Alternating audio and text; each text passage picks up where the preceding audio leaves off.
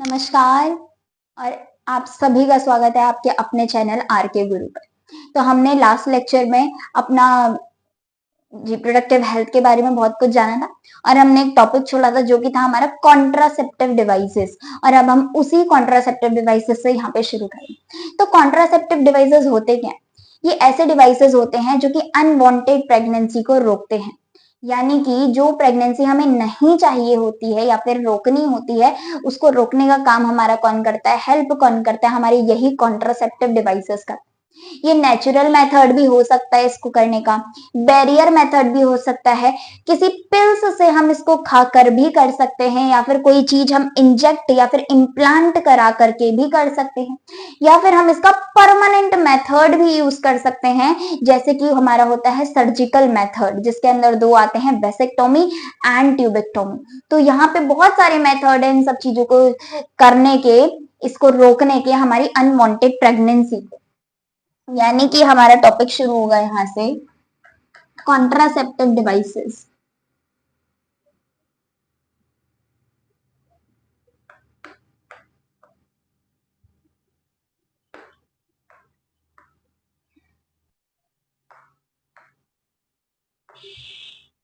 Method to prevent unwanted pregnancy. Unwanted pregnancy को रोकने के लिए जो मेथड यूज किया जाता है, उसी मेथड का नाम होता है हमारा कॉन्ट्रासेप्टिव डिवाइसेस।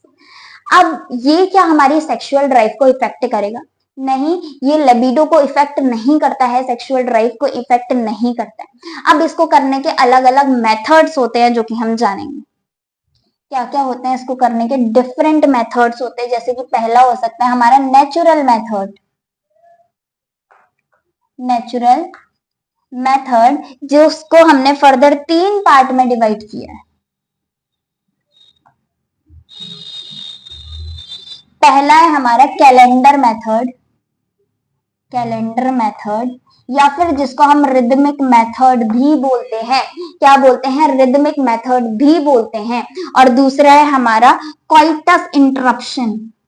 क्या है? Coitus interruption method. और तीसरा क्या है हमारा यहीं पे?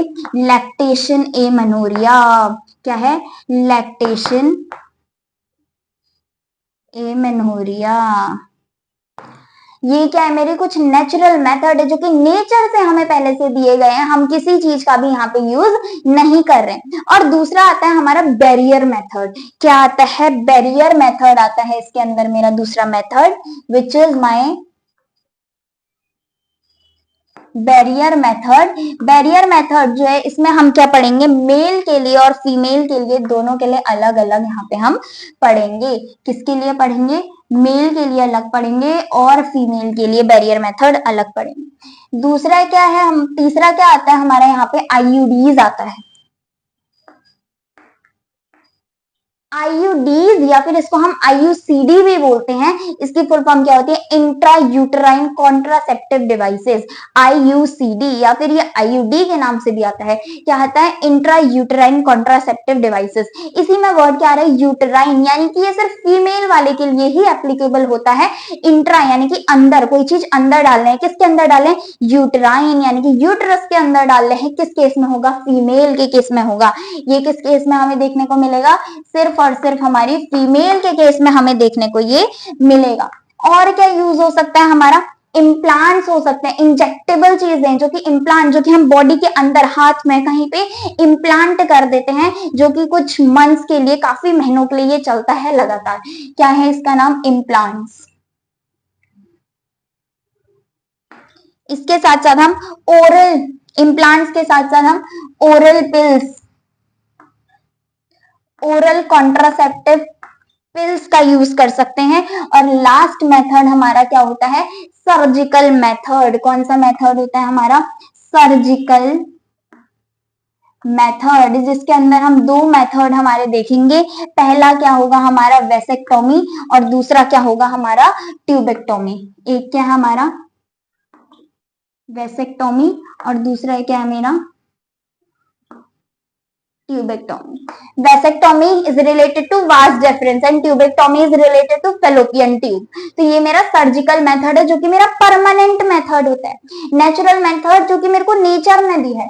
बैरियर मेथड सबसे ज्यादा होने वाला मेथड मेरा बैरियर मेथड ही होता है जो कि मुझे एक चीज से और बचाता है. किस चीज से? यही मेथड जो है ये एसटीडीज भी प्रिवेंट करता है. एसटीडीज क्या होता है? सेक्सुअली ट्रांसमिटेड डिजीज को प्रिवेंट करने वाला मेरा बैरियर मेथड इकलौता ऐसा मेथड है यहाँ पे. कैसा है? इकलौता मेथड है जो कि किसको प्रिवेंट करता है? मेरे एसटीडीज को प्रिवेंट करता है. क्या करता है? एसटीडीज को. और सबसे ज्यादा अपनाने वाला मेथड कौन सा है? आईयूडी यानी कि इंट्रा यूटेराइन डिवाइसेस.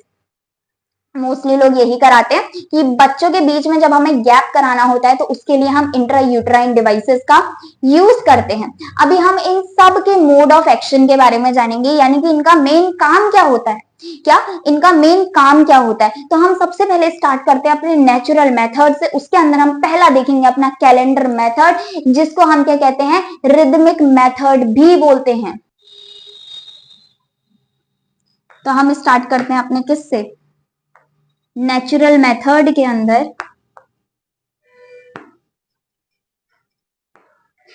पहले मेथड से, जो कि है मेरा कैलेंडर मेथड. कैलेंडर या फिर रिदमिक मेथड. कैलेंडर मेथड या फिर रिदमिक मेथड में होता क्या है? सपोज मेरा डे ऑफ ओव्यूलेशन क्या है? 14th day. मेरा डे ऑफ ओव्यूलेशन हम मतलब मान के चल रहे हैं कि 28 दिन का साइकिल है मेरा, जिसमें मेरा ओव्यूलेशन का डे कौन सा है? 14th day. तो 14वें दिन के पहले के 2 दिन 12 और उसके पहले के 2 दिन 10, इसके बाद के 2 दिन 16 और एक मान के चलते हैं 17. तो यहाँ पे इस टाइम पे मेरा ओवा जो होता है वो, या फिर मैं बोले सेकेंडरी oocyte जो होता है वो फुल्ली पैशनेट होता है. क्या?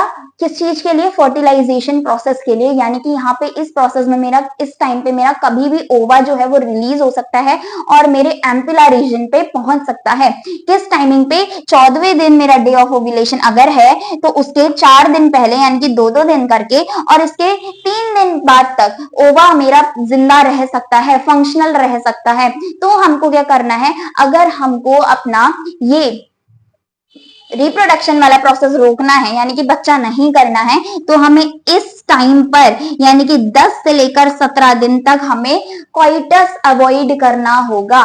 क्या अवॉइड करना होगा? कोइटस अवॉइड करना होगा. यानी कि हमारा अवॉइडिंग मेथड भी कह सकते हैं हम इसे. क्या है? ये मेरा नेचुरल मेथड के अंदर आता है, जो कि मेरा कैलेंडर मेथड है. मैंने कैलेंडर निकाल लिया कि 17 तारीख से 10 तारीख तक का मेरा क्या है? ओवा जो होगा वो मेरा इफेक्टिव होगा. तो इस टाइम पे हमको क्या नहीं करना है? अपना कोइटस नहीं करना है, यानी कि इंसेमिनेशन का प्रोसेस नहीं करना है. इसके आगे पीछे वाले दिन हम कोई से भी कर सकते हैं.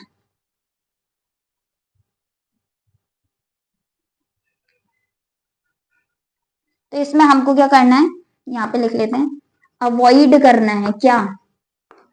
Sexual contact. यहाँ पे नेचुरली इसका मोड ऑफ एक्शन क्या होगा? इसका मोड ऑफ एक्शन,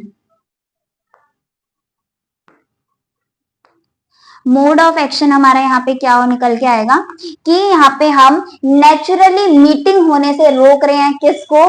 ओवा को और हमारे स्पर्म को. सेकेंडरी oocyte और हमारे स्पर्म को हम नेचुरली मीटिंग होने से रोक रहे हैं. यानी कि हम क्या कर रहे हैं? Naturally avoiding the meeting of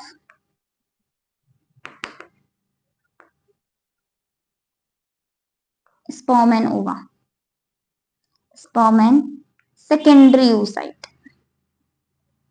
या फिर हम क्या लिख सकते हैं? इसको ओवा लिख सकते हैं. तो ये क्या है? मेरा पहला नेचुरल मेथड हमने किया, जिसमें हम क्या करते हैं? अपने डे ऑफ ओव्यूलेशन निकालते हैं, जिसके आगे पीछे के कुछ दिन तक हम अवॉइड करते हैं अपना सेक्सुअल कांटेक्ट, जिस वजह से हम अपनी यही रिप्रोडक्शन की प्रोसेस को हम रोक सकते हैं. मतलब प्रोसेस को नहीं रोक सकते, रिप्रोडक्शन होने से रोक सकते हैं. तो अब हम इसके आगे बढ़ते हैं. यहां तक तो मेरा चार्ट ही है.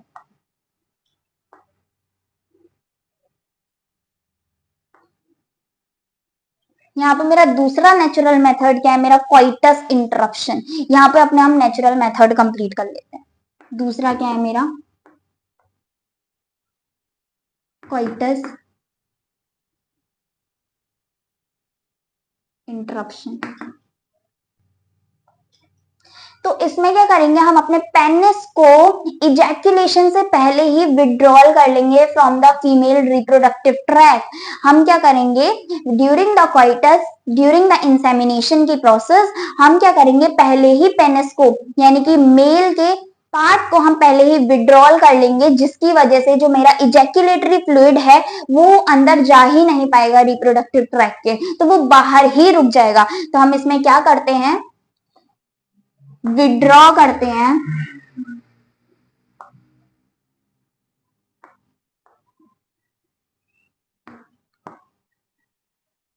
बिफोर इजैकुलेशन फ्रॉम फीमेल का रिप्रोडक्टिव ट्रैक, फ्रॉम फीमेल का रिप्रोडक्टिव ट्रैक। हमने क्या किया, यहाँ पे विड्रॉल कर लिया, तो इससे क्या होता है, मेरा जो इजैकुलेटरी फ्लूइड होता है वो वहां तक नहीं पहुंच पाता। लेकिन ये किसी हद तक अगर हम देखें तो ये अनसक्सेसफुल हमें देखने को मिल रहा है। क्यों अनसक्सेसफुल है ये, इसके अनसक्सेसफुल होने के दो रीजन है।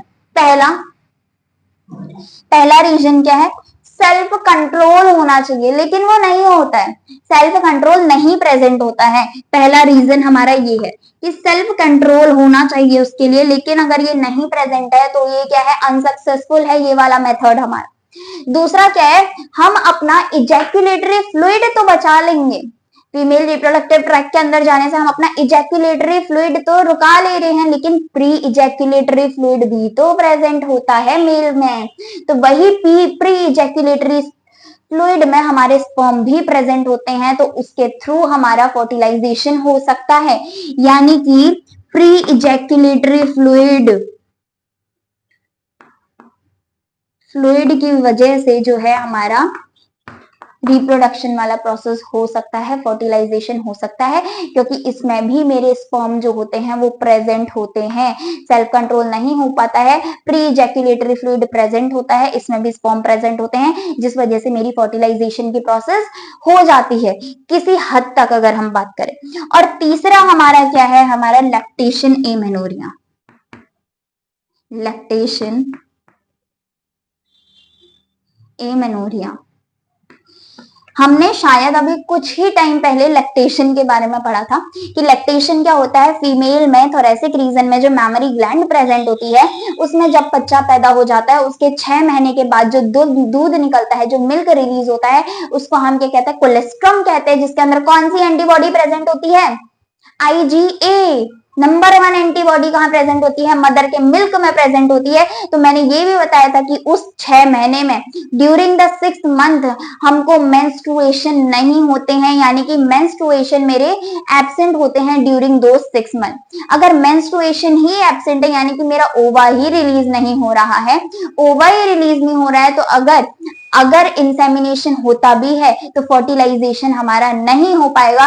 क्यों, क्योंकि ड्यूरिंग 6 मंथ हमारी मदर जो है वो लैक्टेशन कर रही है। लेकिन ये भी हमारा अनसक्सेसफुल होता है, क्योंकि जरूरी नहीं कि हर फीमेल में, हर विमेन में जो है ये प्रोसेस 6 मंथ तक चले और उसके जो मेंस्ट्रुएशन है वो रुके। This is not mandatory here. Menstruation हो भी सकते हैं और नहीं भी हो सकते हैं, ओवर रिलीज हो भी सकता है।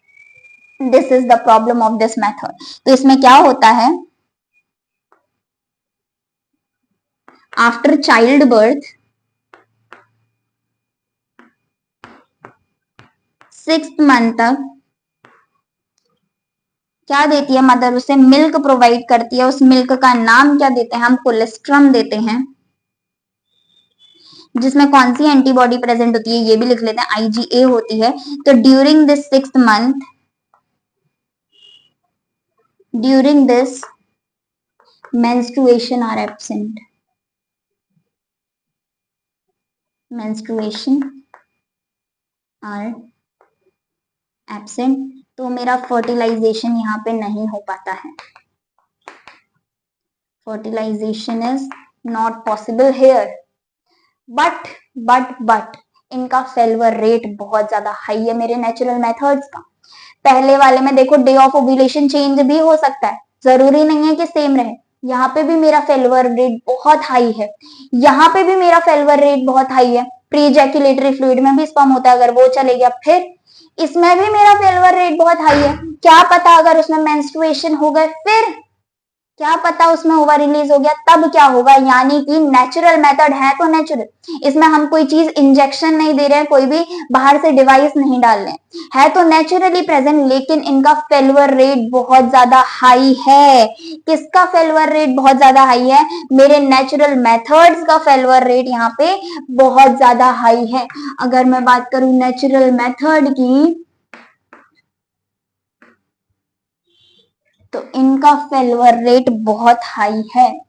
क्या है? फेल्योर रेट हाई है, बहुत ज्यादा। क्या है? बहुत ज्यादा फेल्योर रेट हाई है, यानी कि इफेक्टिवनेस इसकी बहुत कम है, लो इफेक्टिवनेस।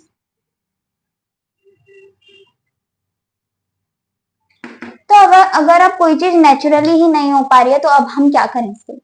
अब इसके लिए आया एक मेथड जो कि था बैरियर मेथड नाम का। बैरियर मेथड में क्या प्रेजेंट होते हैं? मेल के लिए अलग बैरियर मेथड होता है, फीमेल के केस में अलग होता है।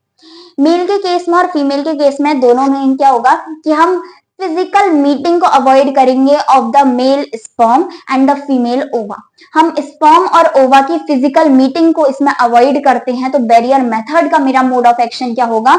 Avoiding meeting, avoiding physical meeting of the sperm and ova. क्या होगा? स्पर्म एंड ओवा का फिजिकल मीटिंग हम अवॉइड करेंगे via our barrier method.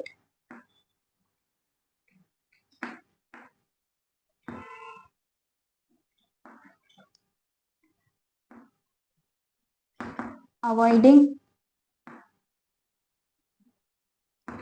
Physical meeting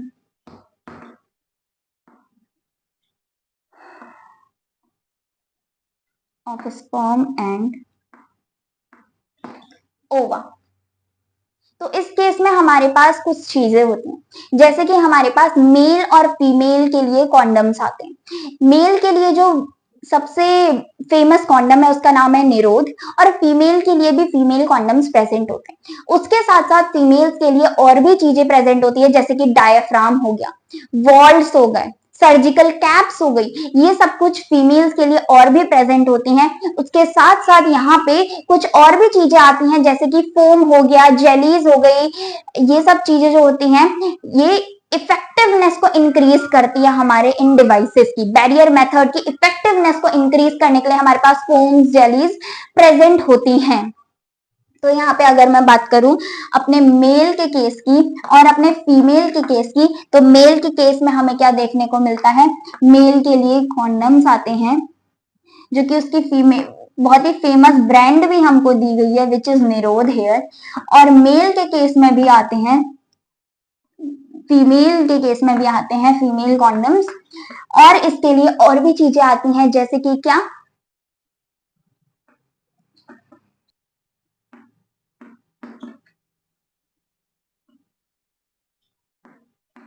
diaphragm, cervical caps and walls, और भी चीजें यहाँ पे फीमेल्स के लिए आती हैं। उसके साथ साथ क्या? फोम, जेलीज, स्पर्मिसिडल क्रीम्स भी प्रेजेंट होती हैं, जो कि इनकी इफेक्टिवनेस को इंक्रीज करती हैं। क्या क्या प्रेजेंट होती है हमारे पास? Spermicidal creams, spermicidal creams, foam, jellies which increase the effectiveness, which increase the effectiveness, जो कि इनकी इफेक्टिवनेस को क्या करती है? इंक्रीज करती है। उसके लिए हमारे पास तीन चीजें और आती हैं, स्पर्मिसिडल क्रीम्स, फोम्स और जेलीज। मेल के केस में जो होता है, मेल के केस में जो कॉन्डम होता है ये हमारा कैसा होता है? रिवर्सिबल होता है। कैसा होता है? रिवर्सिबल होता है। और ये किस चीज का बना होता है? पहली बात ये क्या होता है मेरा? रिवर्सिबल होता है। और ये किस चीज का बना होता है? रबर लेटेक्स शील का बना होता है। रबर लेटेक्स शील का बना होता है। ये क्या होता है? डिस्पोजेबल होता है। क्या होता है हमारा? डिस्पोजेबल होता है। डिस्पोजेबल होता है। और हमारा फीमेल वाला जो होता है ये रिवर्सिबल होता है। क्या होता है? रिवर्सिबल होता है। Only the barrier method is the method जो हमें एसटीडी भी प्रिवेंट करके देता है, यानी कि ये बहुत इंपॉर्टेंट है। It is the method it prevents which prevents हमारे एसटीडीज। एसटीडीज क्या होता है? अब ये एसटीडी की फुल फॉर्म होती है sexually transmitted disease. Sexually transmitted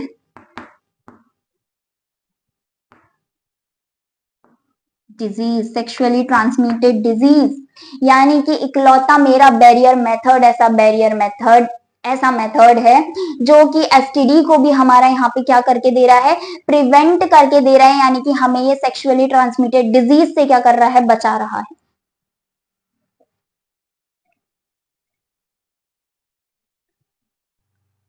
अब हम अपने नेक्स्ट टॉपिक में जाते हैं जो कि क्या है? हमारा आईयूडीज है, यानी कि इंट्रा यूटराइन डिवाइसेस।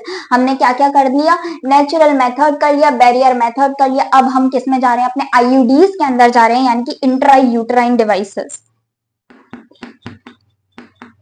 आईयूडीज कर रहे हैं which is our intra uterine devices.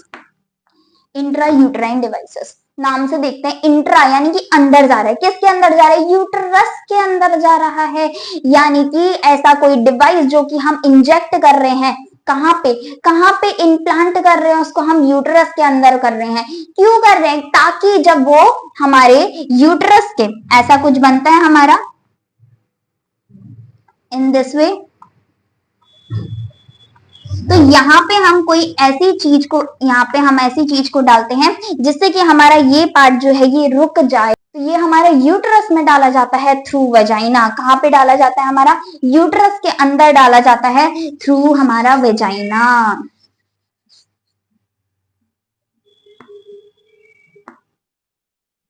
Uterus में डाला जाता है थ्रू हमारा वेजाइना। वेजाइना के थ्रू इसको हम कहाँ पे इम्प्लांट करते हैं? अपने यूटरस के अंदर करते हैं। इसके लिए हमें एक मेडिकल एक्सपर्ट की जरूरत पड़ती है। किसकी जरूरत पड़ती है? मेडिकल एक्सपर्ट की जरूरत पड़ती है। और ये किस केस में होता है? फीमेल के केस में होता है। किस केस में होता है? फीमेल के केस में हमें देखने को मिलता है। और इसमें हमें कोई सर्जरी की जरूरत नहीं है। No surgery. और ये मेरा वाइडली एक्सेप्टेड भी है। क्या है? वाइडली एक्सेप्टेड जो है मेरा यही है आईयूडी। इसका काम क्या है? ये गैप देता है between two childrens. Gap between two child, दो बच्चों के बीच में जो गैप होता है वो यही मेरा आईयूडी इंट्रा यूटराइन डिवाइस जो होता है, यही जो होता है इसके बीच में हमको गैप देने में हेल्प भी करता है। अब ये आईयूडीज जो है वो मेरी 3 प्रकार की हो सकती है। कि 3 प्रकार की। एक होती है मेरे पास नॉन मेडिकेटेड आईयूडीज, एक होती है मेरे पास कॉपर रिलीजिंग आईयूडीज, और एक क्या होती है मेरे पास? Hormonal IUD. कौन सी होती है? Hormonal IUD. तो आईयूडीज को भी मैंने फर्दर डिवाइड किया है अपना।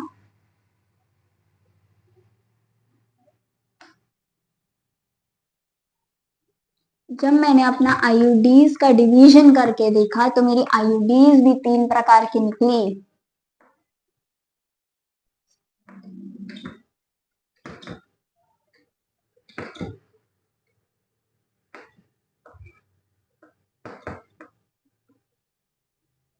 Non medicated, copper releasing and hormonal IUDs and hormonal. तो अब हम अपना टॉपिक शुरू करेंगे जिसका नाम है आईयूडीज। आईयूडीज क्या होता है? इंट्रा यूटेराइन डिवाइसेस, यानी कि ऐसी कोई चीज है जो कि इंट्रा यानी कि अंदर, यूटरस के अंदर जाने वाला कोई डिवाइस है, जिसके अंदर हमारे तीन पार्ट आते हैं। एक आता है नॉन मेडिकेटेड आईयूडी, दूसरा आता है मेरा कॉपर रिलीजिंग आईयूडीज, और तीसरा आता है मेरा हार्मोनल आईयूडीज।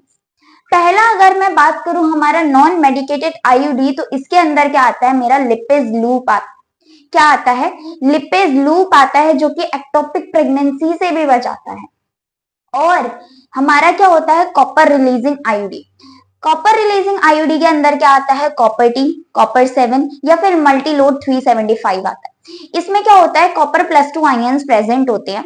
तो ये क्या करते हैं? स्पर्म की मोटिलिटी को गिराते हैं, यानी कि कम करते हैं। क्या कम करते हैं? मेरी स्पर्म की मोटिलिटी को कम करते हैं। और लास्ट अगर मैं बात करूं हार्मोनल आईयूडी, तो इसके अंदर क्या आता है? मेरा एलएनजी आता है या फिर प्रोजेस्टेरोन आता है। क्या आता है? प्रोजेस्टेरोन आता है या फिर एलएनजी आता है। अब हार्मोनल आईयूडी है, यानी कि हार्मोन वाली आईयूडी है, तो इसके तो बहुत काम होंगे। तो हाँ जी, इसके बहुत काम होते हैं। पहला, ये हमारे यूटरस को क्या करता है? इनहॉस्पिटेबल बनाता है। क्या करता है? इस अपने यूटरस को इनहॉस्पिटेबल बनाता है। और ये सर्विकल म्यूकस को भी क्या करता है? थिक करने का काम करता है, मोटा करने का काम करता है, जिसकी वजह से स्पर्म की जो मोटिलिटी है वो भी क्या हो जाती है? मेरी कम हो जाती है। और ये ओव्यूलेशन को भी मेरा प्रिवेंट करता है। क्या करेगा? ये ओव्यूलेशन को भी प्रिवेंट करेगा। तो नॉन मेडिकेटेड आईयूडी के अंदर मेरा आता है लिपिज लूप। इनके डायग्राम भी बने हुए हैं एनसीईआरटी के अंदर। कॉपर रिलीजिंग आईयूडी के अंदर क्या आता है? Copper T, copper 7,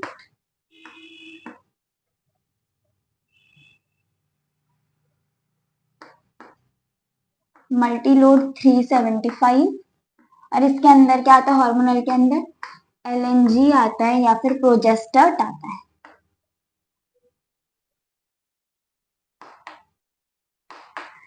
progesterone is something different and progesterone is different. Progesterone किसके अंदर आता है? मेरा हार्मोनल आईयूडी के अंदर आता है। और प्रोजेस्टेरोन तो मेरा फीमेल के अंदर हार्मोन होता है। Hormonal IUD and hormone both are here different things. ठीक है, तो यहाँ पे मेरा किसका नाम आ रहा है? प्रोजेस्टेरोन का नाम आ रहा है। तो ये इसका काम क्या होगा? ये मेरी मोटिलिटी को क्या करेंगे? कम करेंगे। किसकी मोटिलिटी? स्पर्म की मोटिलिटी। मोटिलिटी को कम करेगा। और हार्मोनल आईयूडी का काम क्या है?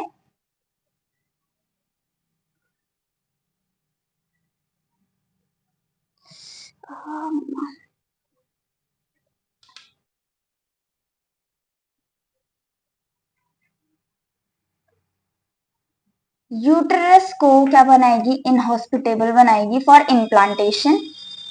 Inhospitable for implantation. दूसरा, ओव्यूलेशन को प्रिवेंट करेगी,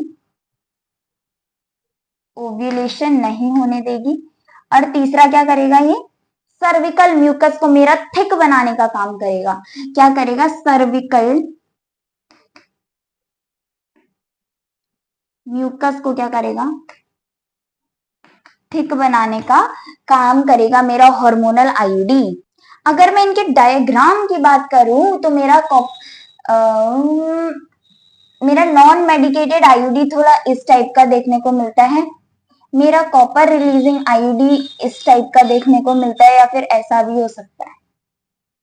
ऐसा मेरा कुछ कर्व बन करके अगर आ रहा है तो वो मेरा लिपेज लूप प्रेजेंट है। अगर मेरा कुछ ऊपर से कॉपर की लगी हुई है लेयरिंग, तो वो मेरा क्या है? कॉपर रिलीजिंग आईयूडी के अंदर आता है। तो इसका मेन काम क्या है? कि ये स्पर्म की मोटिलिटी को कम कर रहा है। दूसरा क्या कर रहा है? सर्विकल म्यूकस को ठीक कर रहा है, यूटरस को इनहॉस्पिटेबल बना रहा है, और ओव्यूलेशन को प्रिवेंट कर रहा है। तो इसके इतने सारे काम हैं। इतने सारे काम है तो काम का तो है ना चीज आईयूडी। और आईयूडी किसके अंदर इंसर्ट की जाती है? मेरे फीमेल की बॉडी के अंदर, फीमेल के रिप्रोडक्टिव ट्रैक्ट के अंदर इसको इंसर्ट किया जाता है। अब हमारा नया टॉपिक यानी कि अगला टॉपिक क्या है? Oral contraceptive. ओरल यानी कि मुंह से कुछ चीज हम खा रहे हैं, तो यानी कि ओरली हम किसी चीज को खा रहे हैं, तो हमारा क्या हो रहा है, उससे हमारा प्रिवेंशन हो रहा है फर्टिलाइजेशन। यानी कि ओरली हम कॉन्ट्रासेप्टिव मेजर का यूज कर रहे हैं। ओरली यानी कि मुंह से हम क्या खा सकते हैं, पिल्स खा सकते हैं, दवाइयां खा सकते हैं। तो ओरल पिल्स भी प्रेजेंट होती हैं। एक होती है हमारी मिनी पिल और दूसरी होती है हमारी कॉम्बिनेशन पिल। मिनी पिल जो होती है उसमें सिर्फ और सिर्फ प्रोजेस्ट्रॉन ही प्रेजेंट होगा, और जो मेरी कॉम्बिनेशन पिल है उसमें प्रोजेस्ट्रॉन और एस्ट्रोजन दोनों का कॉम्बिनेशन हो सकता है। तो इन पिल्स को किस तरीके से लिया जाता है, इनको 21 डेज 7 मतलब 4 हफ्ते हम लेके चल रहे हैं। अगर हम 4 हफ्ते लेके चल रहे हैं तो 28 डेज का अगर हमने साइकिल लिया है तो उसमें 4 हफ्ते निकलता है, जिसमें से हम 3 हफ्ता यानी कि 21 डेज में इन पिल्स को उस लेडी को खिलाएंगे। जो हमारी ये पिल्स हैं, ओरल पिल्स, उसको हम 21 डेज के लिए उसको खिलाएंगे, जिसकी साइकिल है 28 डेज की। तो हमारे कितने बचे दिन, 7 दिन बचे। और वो जो 7 दिन है उन दिनों में हम उसको वो पिल्स नहीं खिलाएंगे, या फिर उसको हम नॉर्मल आयरन कैल्शियम की गोली दे सकते हैं उन 7 दिन। तो हमने जो पहले के अपने 21 दिन रखे थे उसमें हमने डिफरेंट कलर की दे दी, सपोज रेड कलर की हमने उसको ओरल कॉन्ट्रासेप्टिव पिल्स दे दी, और लास्ट के जो 7 दिन थे उसमें हमने उसको कैल्शियम की पिल्स दे दी या फिर आयरन की पिल्स दे दी, जिसमें उसकी बॉडी में कोई इफेक्ट भी नहीं किया और उसके लिए अच्छा ही हुआ। तो इसको हमें मतलब कि डेली बेसिस पे खाना होता है। तो अगर ऐसा हुआ कि कहीं बीच में छूट गया या कोई इश्यू हो गया तो ये प्रॉब्लम कर सकता है। इसीलिए हमारी लखनऊ के CDRI ने यानी कि सेंट्रल ड्रग रिसर्च इंस्टीट्यूट ने एक ऐसी पिल निकाली जिसको सिर्फ हफ्ते में एक ही बार खाया जाता है। उस पिल का नाम मैंने आपको फर्स्ट क्लास में भी बताया था, जिसका नाम था सेंटक्रोमैन, लेकिन इसको सहेली नाम से यहाँ पे बेचा जाता है। किसने निकाला था, लखनऊ नवाबों के शहर ने, यानी कि CDRI central drug research institute से ये दवाई निकल के आई थी, जो कि वीकली पिल है, यानी कि हफ्ते में एक बार खाई जाती है, और तो और इसके कोई साइड इफेक्ट्स भी नहीं है। तो हम इस बारे में लिखेंगे आगे, which is are oral contraceptions. Our topic is oral contraception. Oral contraception के अंदर हम क्या ले सकते हैं, अपनी पिल्स ले सकते हैं, जो कि हमारी 2 प्रकार की पिल्स है। एक है मेरी मिनी पिल और एक है मेरी कॉम्बिनेशन पिल। कॉम्बिनेशन पिल, मिनी पिल के अंदर क्या आता है, सिर्फ प्रोजेस्ट्रॉन आता है, और कॉम्बिनेशन के अंदर प्रोजेस्ट्रॉन प्लस एस्ट्रोजन भी आता है। इसको डेली बेसिस पे लेना होता है। डेली बेसिस अगर हम 28 डेज का साइकिल ले रहे हैं तो यानी कि 21 डेज लेके चलना है। बाकी जो 7 डेज है उसमें हमको ये टैबलेट्स नहीं लेनी होती है। इसकी जगह पे हम आयरन की टैबलेट्स ले सकते हैं या फिर कैल्शियम की टैबलेट्स ले सकते हैं। यानी कि उन 7 दिनों में हमको ये वाली ओरल कॉन्ट्रासेप्शन की पिल्स नहीं लेनी होती है, जो कि हमारे ओव्यूलेशन वाले 7 दिन होते हैं। इसमें हम अपना सहेली का नाम भी डाल देते हैं साइड में। सहेली, ये तो वैसे मैंने फर्स्ट क्लास में ही बता दिया था। सहेली जो है CDRI ने निकालती, सेंट्रल ड्रग रिसर्च इंस्टीट्यूट। कहाँ का है ये, लखनऊ का है, और ये कैसी पिल है, वीकली पिल है। कैसी पिल है, वीकली पिल है। इसको हम साइड में लिख देते हैं। अब हमारा नेक्स्ट टॉपिक है इसी के अंदर, इम्प्लांट्स या फिर इंजेक्टेबल डिवाइसेस। इम्प्लांट्स या इंजेक्टेबल डिवाइसेस, इंजेक्टेबल या फिर हम इसे इम्प्लांट्स भी कहते हैं। इंजेक्टेबल का एग्जाम्पल क्या है, हमारे पास डेपोपोवेरा है। क्या है, डेपोपोवेरा है। और इम्प्लांट्स का एग्जाम्पल क्या है हमारे पास, नॉर प्लांट्स। क्या है, नॉर प्लांट्स है। अब इंजेक्टेबल या फिर इम्प्लांट्स, इंजेक्ट करना यानी कि कोई चीज हमारी बॉडी के अंदर जा रही, यानी कि हमारे हैंड में हम यहाँ पर एक छोटा सा डिवाइस जैसा जिसके अंदर हमारे हार्मोन्स प्रेजेंट होंगे, उसको हम यहाँ पे इंजेक्ट करेंगे। उस हार्मोन में या तो सिर्फ प्रोजेस्टेरॉन हो सकता है या फिर दोनों का कॉम्बिनेशन, जैसे कि प्रोजेस्टेरॉन और एस्ट्रोजन दोनों भी हो सकता है। वो डिपेंड करता है कि वो कितने टाइम तक रहेगा। ये मंथली हमारा 2 से 3 महीने जो है ये हमारा इंजेक्टेबल या फिर इम्प्लांट जो होता है वो चल सकता है, इससे भी ज्यादा भी चल सकता है इवन।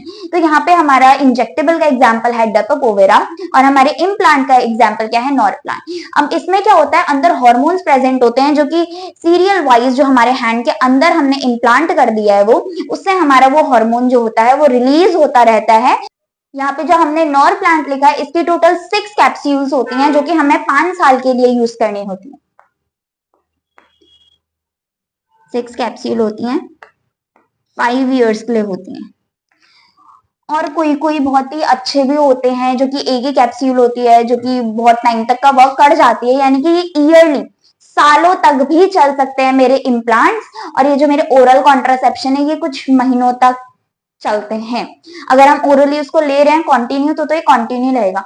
इवन जो मेरी ओरल कॉन्ट्रासेप्शन है ना वो मैरिज से पहले भी कुछ बच्चों को जो होती है दी जाती है, क्योंकि बहुत से ऐसी लड़कियां होती हैं जिनके जो पीरियड्स होते हैं वो नॉर्मलाइज नहीं होते, यानी कि उनका डे जो होता है वो फिक्स नहीं होता है, बहुत आगे पीछे होते हैं या फिर एबनॉर्मल पीरियड्स हमें देखने को मिलते हैं। तो उनको भी इसके अंदर रख दिया जाता है, कौन से ओरल कॉन्ट्रासेप्शन के अंदर रख दिया जाता है। उनको भी ये 21 पिल्स जो होती हैं प्रोवाइड की जाती हैं और आयरन पिल्स दी जाती हैं जो कि उनके पीरियड्स को नॉर्मलाइज करने में हेल्पफुल रहती है। अभी भी काफी लोगों को इसके अंदर रख दिया जाता है, ऑलरेडी उनको ये पिल्स दी जाती है कि हाँ जी आप खा सकते हैं, क्योंकि इसके कोई साइड इफेक्ट हमें अभी तक देखने को नहीं मिले।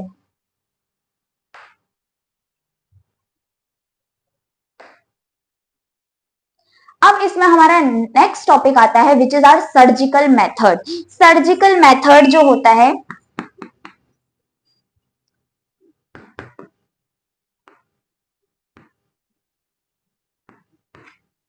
सर्जिकल मेथड जो होता है वो हमारा इरिवर्सिबल होता है, यानी कि मैं बोलूं तो पुअरली या फिर रेयरली ही रिवर्सिबल होता है, इरिवर्सिबल होता है मेरा क्या सर्जिकल मेथड। क्योंकि इसमें क्या होता है हम अपनी सर्जरी करवा देते हैं, किस चीज की, फैलोपियन ट्यूब की सर्जरी करवा देते हैं फीमेल के केस में, और मेल के केस में हम किसकी सर्जरी करा देते हैं, अपने वास डिफरेंस की सर्जरी करवा देते हैं। यानी कि हम क्या करेंगे, अपने फैलोपियन ट्यूब को कट कर देंगे और दोनों साइड से टाई करा देंगे कि जो मेरा है वहां पे ओव्यूलेशन ही नहीं होगा, पीरियड्स यानी कि मेंस्ट्रुएशन तो डेली बेसिस पे होगा लेकिन मेरी प्रेगनेंसी नहीं होने देता है, ये जो है मेरी मियोसिस सेकंड फुलफिल नहीं होने देता है। तो हमारे सर्जिकल मेथड जो होता है वो क्या होता है, 2 प्रकार में डिवाइडेड होता है। एक को हम क्या कहते हैं वेसेक्टोमी और दूसरे को हम क्या कहते हैं tubectomy. Vasectomy and tubectomy. Vasectomy के अंदर मेरी वास डेफरेंस को कट कर दिया जाता है और इसके अंदर मेरी फैलोपियन ट्यूब को कट कर दिया जाता है। Suppose this is my vas deferens, जैसे ऐसा कुछ बन के आता है, ये मेरी वास डिफरेंस जो है लूप होकर के जाती है स्क्रोटम के पास। तो मेरी वास डिफरेंस को बीच में से ऐसे कट कर देते हैं और ऊपर और नीचे से इस टाइप से टाई कर दिया जाता है।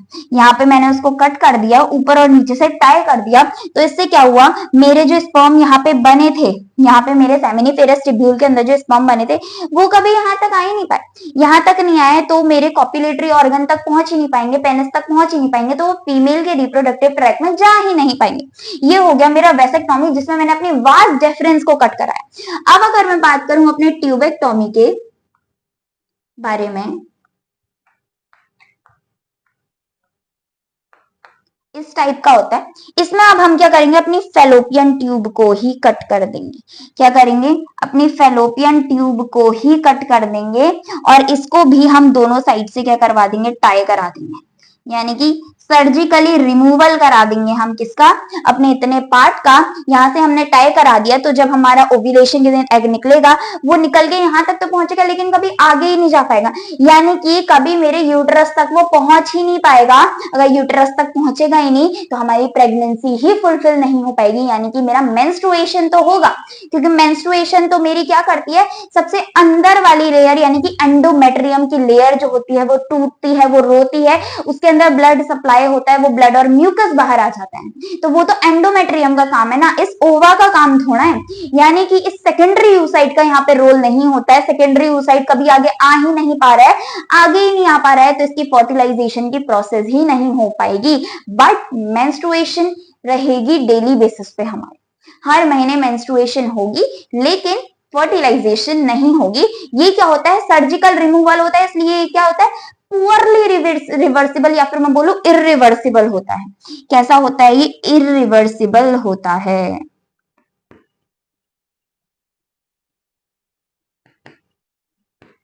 It is irreversible method.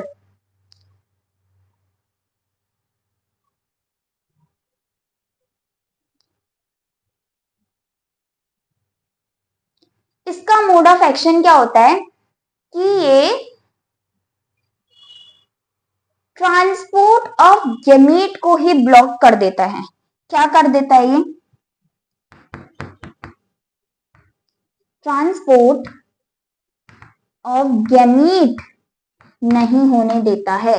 Transport of gamete ही नहीं होगा, गैमीट कभी पहुंचेगा ही नहीं तो मेरी फर्टिलाइजेशन भी नहीं होगी, यानी कि मेरी प्रेगनेंसी भी नहीं होगी, तो मेरा आगे का प्रोसेस ऑटोमेटिकली यहाँ पे रुक गया। क्या हो गया, ऑटोमेटिकली मेरा यहाँ पे रुक गया। और इसका मोड ऑफ एक्शन क्या होता है, स्पर्म की मोटिलिटी को कम करना और यूटेरस को अनहॉस्पिटेबल बनाना, ओव्यूलेशन प्रिवेंट करना और सर्विकल म्यूकस को थिक कर देना, इसका होता है मोड ऑफ एक्शन। यानी कि कभी स्पर्म आ ही नहीं पा रहा है तो कुछ हो ही नहीं पाएगा।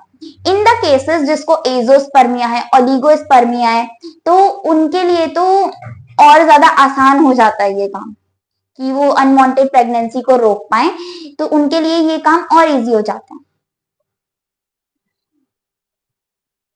लेकिन अब कभी कभी हमारे पास ऐसे भी केस हमें देखने को मिलते हैं कि फीमेल प्रेग्नेंट हो चुकी है, female is pregnant now but she doesn't want that child, she doesn't want that child। अब वो क्या करेगी इस केस में, पहली बात कि क्या उसको ये करना लीगलाइज है, क्या वो अपनी प्रेगनेंसी को यानी कि अबॉर्शन करा सकती है, in a simple language if I say, क्या वो अबॉर्शन करा सकती है, पहला क्वेश्चन तो ये आता है। और किस केस में वो अबॉर्शन करा सकती है, क्या इंडिया में ये चीज लीगलाइज है, तो क्या क्या क्राइटेरिया है उसके लिए, इतने क्वेश्चंस देखने को मिले। अब सपोज एक फीमेल जो है वो प्रेग्नेंट है, she is pregnant but she doesn't want that baby. अब उसके कारण पूछे जाएंगे उससे कि क्यों नहीं चाहिए, या तो वो फीमेल की बॉडी में, विमेन की बॉडी में बहुत ज्यादा इफेक्ट कर रही हो, उसको बहुत ज्यादा पेनफुल दे रही हो, बीमारी दे रही हो, या फिर कोई बहुत ही ज्यादा सीरियस कंडीशन हो। सीरियस कंडीशन के केस में अबॉर्शन इज लीगलाइज। पहली बात, अबॉर्शन तो इंडिया में लीगलाइज हो चुका है, उसकी कंडीशंस आपको मैं बता रही हूँ कि पहला कि फीमेल को क्या हो, बहुत ही ज्यादा रिस्क हो, या फिर फीमेल या फिर बेबी को बहुत ही ज्यादा रिस्क हो, उस कंडीशन में अबॉर्शन इज लीगलाइज, अबॉर्शन करा सकते हैं। दूसरा, रेप केसेस में हम अबॉर्शन करा सकते हैं, रेप विक्टिम्स के केस में हम अबॉर्शन लीगलाइज है यहाँ पे इंडिया में। And the third will be, अगर कोई ऐसी बीमारी पता चल जाए विच इज वेरी हार्मफुल, जो कि रिस्की है बहुत ज्यादा, उस केस में भी हम क्या करा सकते हैं, अबॉर्शन करा सकते हैं। फीमेल को अपने पहले चाइल्ड का दिखाना पड़ेगा कि उसको ये प्रॉब्लम्स थी, सेकेंड चाइल्ड को भी होने की बहुत ज्यादा संभावना है, so I don't want this child, ऐसे करके प्रैक्टिशनर के थ्रू, एक प्रोफेशनल प्रैक्टिशनर के थ्रू, एक प्रोफेशनल डॉक्टर के थ्रू हम ये अबॉर्शन को आगे कैरी ऑन कर सकते हैं। लेकिन जो अबॉर्शन है वो हमें कराना पड़ता है विद इन 12 वीक्स, यानी कि अपने फर्स्ट ट्रिमेस्टर के अंदर अगर हम अबॉर्शन कराते हैं तो वो एक सेफ टाइम पीरियड माना जाता है अबॉर्शन के लिए। यानी कि जो फर्स्ट ट्रिमेस्टर होता है उसमें हमें एक प्रैक्टिशनर की सिग्नेचर चाहिए होगा, एक प्रैक्टिशनर को बोलना पड़ेगा कि हाँ ये चीज हो सकती है इट विल बी नॉर्मल, कि उससे जो है माँ की बॉडी को, माँ की हेल्थ को कोई इफेक्ट नहीं पड़ेगा, तो एक प्रैक्टिशनर हमें उसके लिए चाहिए।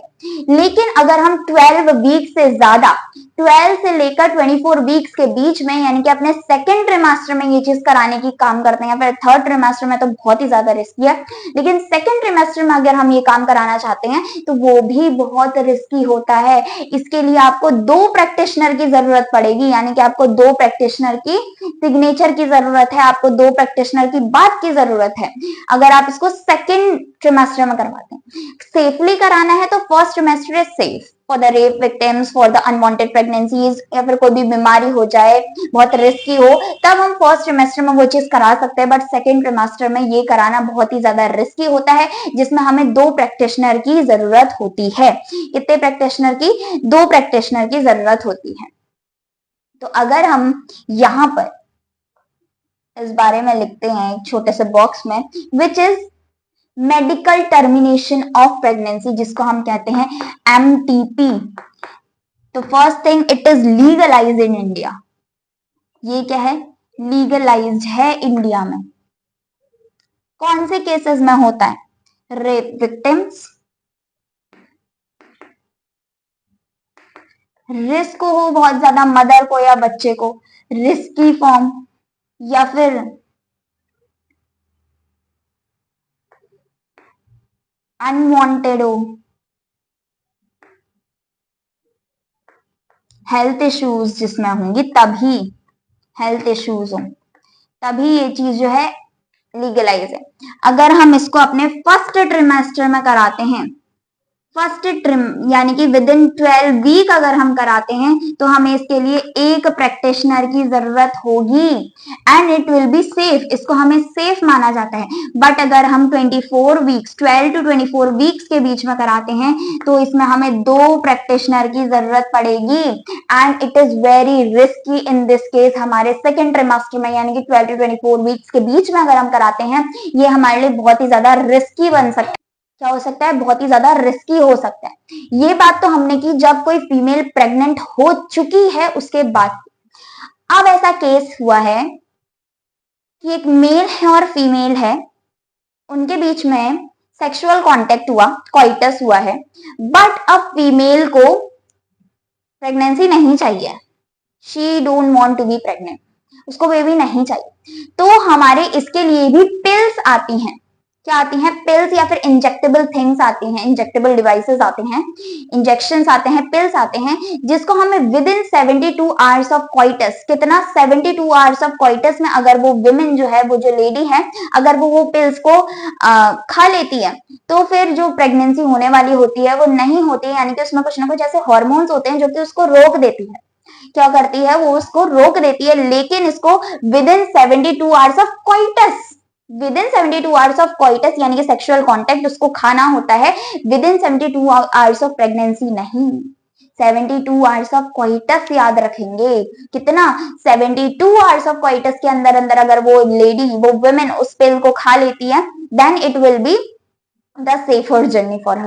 लेकिन इसके बहुत से साइड इफेक्ट्स होते हैं, ये मेडिकल टर्मिनेशन ऑफ प्रेगनेंसी कराना या फिर पिल्स को ले लेना, ये चीज जो होती है बहुत ही ज्यादा ड्रामेटिक वे में हमको आगे देखने को मिलेगी, बहुत ही ज्यादा रिस्की होती है, इसके हद से ज्यादा साइड इफेक्ट्स होते हैं, इसकी बहुत सारी एलर्जिक रिएक्शन भी हो जाती हैं कभी कभी, जो कि आगे होने वाले चाइल्ड बर्थ में बहुत ज्यादा प्रॉब्लम लाती है। तो जितना हो सके इन सब चीजों को अवॉइड ही करना चाहिए, या यहाँ पे सॉल्यूशन है।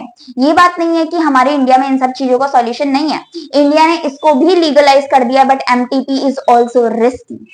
समहाउ MTP भी हमारे लिए रिस्की है, क्योंकि इसमें भी तो कुछ ना कुछ इंस्ट्रूमेंट का यूज हो रहा है, पिल्स है उसमें भी तो कोई ना कोई हार्मोन है, कुछ ना कुछ तो इम्बेलेंस कर ही रहे हैं वो हमारी बॉडी के अंदर। तो जितना हो सके इन सब चीजों को अवॉइड करने की कोशिश करनी है। तो इमरजेंसी पिल्स के बारे में भी लिखेंगे हम, which is our emergency pills। Emergency pills को हमें कितना देर में लेना होता है? With in 72 hours of coitus. But इतनी सारी चीजें हैं, ये है, ये बहुत ही ज्यादा एक्सपेंसिव वे में पड़ जाती है किसी नॉर्मल ह्यूमन को। तो इन सब चीजों के बारे में बहुत से लोगों को तो पता ही नहीं होता, even though they don't know about this, जिस वजह से उन्हें एड्स की बीमारी की तरफ से गुजरना पड़ता है ना। सेक्सुअली ट्रांसमिटेड डिजीज एसटीडीज हो जाती है। इवन उसका सॉल्यूशन हमारे पास है, which is our barrier method. Barrier method is the one and only solution which can save us from these diseases. जैसे कि एसटीडीज हो गया, सेक्सुअली ट्रांसमिटेड डिजीज, जिसके अंदर एड्स आता है। एड्स किसके वजह से होता है? एचआईवी वायरस की वजह से होता है। AIDS is nothing but it's a syndrome. क्या है? ये एक सिंड्रोम है जो कि इलाज भी नहीं है इस चीज का। तो यू हैव टू बी, बिल्कुल ध्यान से आपको इन सब चीजों का ध्यान रखना है। आपको सब लोगों को बताना है इस चीज के बारे में, इन्फॉर्म करना है। each and everything you have to inform to other peoples too, not only just to bio students, also to maths one, commerce वालों को, arts वालों को, everybody should know about these all things because these are the part of our life which is very important. तो आप लोगों को देखना है, ध्यान देना है इस बारे में भी। सिर्फ आप तक नॉलेज ना रहे, सब तक नॉलेज पहुंचे, ये चीज ध्यान करनी है। क्योंकि नॉलेज एकमात्र ऐसी चीज है जो कि कभी घटती नहीं, बांटने से हमेशा बढ़ती है। तो हमेशा कोशिश कीजिए कि नॉलेज को जितना हो सके उतना बांट पाए, और कोशिश करें कि हर एक एक कदम अपना आगे बढ़ते जाए। बताया था ना, दौड़ नहीं सकते हो तो चलो, चल नहीं सकते हो तो रेंगो, रेंग नहीं सकते हो तो कुछ तो आगे बढ़ो। At least you are better than those person जो कि लेट करके, सो करके फोन चला रहे हैं, जो कि सोए रहते हैं पूरे दिन भर। At least you are better than those person, those peoples. आपको कुछ समझ आया हो या ना आया हो, आप पेपर में पास हो या फेल हो, बट आपको पॉजिटिव पॉइंट ऑफ व्यू रखना है कि आपने कुछ सीखा। तो आपको लाखों करोड़ों लोगों से ज्यादा तो पता है। कितने लोग होंगे जिनको अभी इन सब चीजों के बारे में पता ही नहीं है कि अरे भाई आईवीएफ नाम की भी चीज होती है। वैसे तो अब टीवी में ऐड आने लगे हैं आईवीएफ का, इन विट्रो फर्टिलाइजेशन। आगे हम नेक्स्ट वाले लेक्चर में इसके बारे में डिटेल में पढ़ेंगे that what is IVF, IVF के अंदर क्या आता है, जिफ्ट आता है और क्या आता है, बहुत कुछ पढ़ेंगे हम आगे। इतना ही नहीं है इस चैप्टर के अंदर, बहुत कुछ है। It is a very wide, very vast chapter, जिसमें जितनी हो सके ना उतनी नॉलेज ले लो आप एक चैप्टर से, क्योंकि बाद में ये शायद नॉलेज कोई दे ही ना। आपको आज तक किसी ने इस बारे में बताया ही नहीं, ये कभी हमें पढ़ाया ही नहीं, पहली बार पढ़ाया जा रहा है, तो इसका advantage low, full on 100% advantage. तो हम नेक्स्ट लेक्चर में अब अपना आगे वाला पोर्शन शुरू करते हैं। तब तक के लिए थैंक यू।